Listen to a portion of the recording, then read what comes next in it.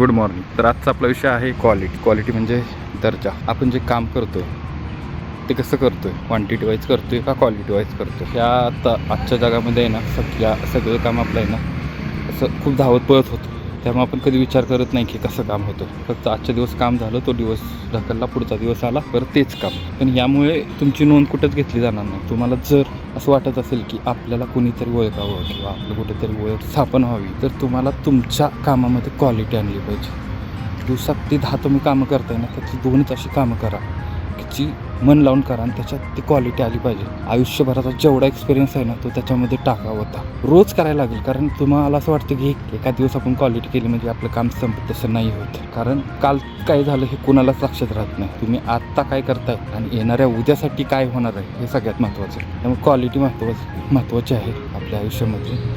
आपल्या कॉन्टॅक्ट लिस्टमध्ये तुमच्याकडं किंवा आपल्या आजूबाजूला किंवा तुमचे 100 मित्र असतील, घरचे असतील, कोणी असतील, पण आपल्याला फक्त 2च क्वालिटी माणसं पाहिजेत की जे आपल्याला डेव्हलपमेंटसाठी मदत करतील किंवा आपल्या अडचणीत उभं राहतील. 100 लोक राहणार आहेत का नाही, इथं पण क्वालिटी मॅटर करते. इतिहासात संख्या बघून किंवा क्वांटिटी बघून कधीच नोंद केलेली आहे. इतिहासात फक्त महान काम केल्यानं नोंद केलेलं आहे. ते महान काम कसं झालेलं आहे, क्वालिटीमधून महान काम झालेलं आहे.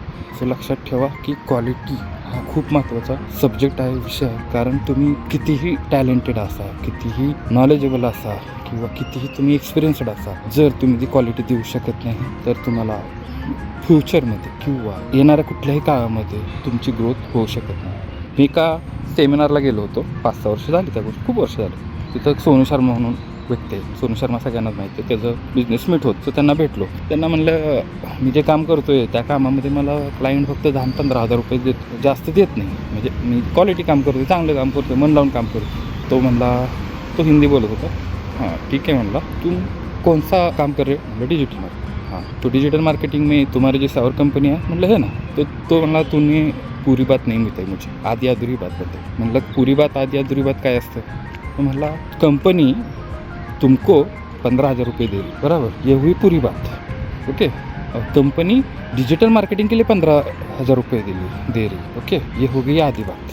आता आधी पूरी बात मला त्यावेळेस पण परत समजलं नाही. म्हणजे काय म्हणायचं तुम्हाला? तर त्यांचं असं म्हणणं होतं की अशा कंपन्या पण असतील की ज्या कंपन्यांना डिजिटल मार्केटिंगसाठी 1 लाख रुपये महिन्याला भेटत असतील, 50,000 रुपये भेटत असतील, 5 लाख रुपये भेटत असतील. मला असतील आहेत ना. म्हणलं तुला का भेटत नाही? मी विचार केला मला का भेटत नाही. म्हणलं का भेटत नसेल तर क्वालिटी, माझ्या कामामध्ये जी क्वालिटी आहे ना ती मी त्यांना देऊ शकत नाही किंवा देत नव्हतो त्यावेळेस. तो अजूनही वाक्य बोलला मला, जे मला खूप लागलं. म्हणजे आयुष्यात कोणी एवढं बोललं नसेल, पण मला लागलं. पण मला त्याच्याबद्दल वाईट म्हणजे त्याच्याबद्दल की सोनू शर्मा मला असं बोलला म्हणून मला वाईट वाटलं नाही. मला उलट फील झालं की हे खरं बोलला. काय बोलला मी ते सांगतो. तुम्हारी जितनी औकात है ना उतना तुमको मिलता है. तुम्हारी औकात बड़ा, तुम जितना चाहोगे उतना तुमको मिलेगा.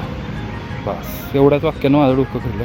आणि तुम्ही तो पिक्चरमध्ये एक डायलॉग पण ऐकला, एक सिरीज होती सॉरी, ताजा खबर म्हणून. त्याला विचारलं ना कहा जा रहे हो, तर एवढंच म्हणायचं, औकात के बाहेर. सो काही गोष्टी कडव्या असतात, खूप कडव्या असतात. म्हणजे असं कडू वाटतं एखाद्याचं बोलणं, पण त्याच्यातून आपल्याला तो फायदा काय होतो ते बघायचं. आजारी पडल्यानंतर कडू औषध पिऊनच आपण बरं होईल. अजून जास्त आजारी असेल तर अजून जास्त कडू औषध लागतं. तसंच आपल्या सवयींचं पण आहे, आपल्या क्वालिटीचं पण आहे, म्हणजे आपल्या कामाचं पण आहे. तुम्हाला काही गोष्टी कडू वाटत असतील पण ह्या सत्य आहेत.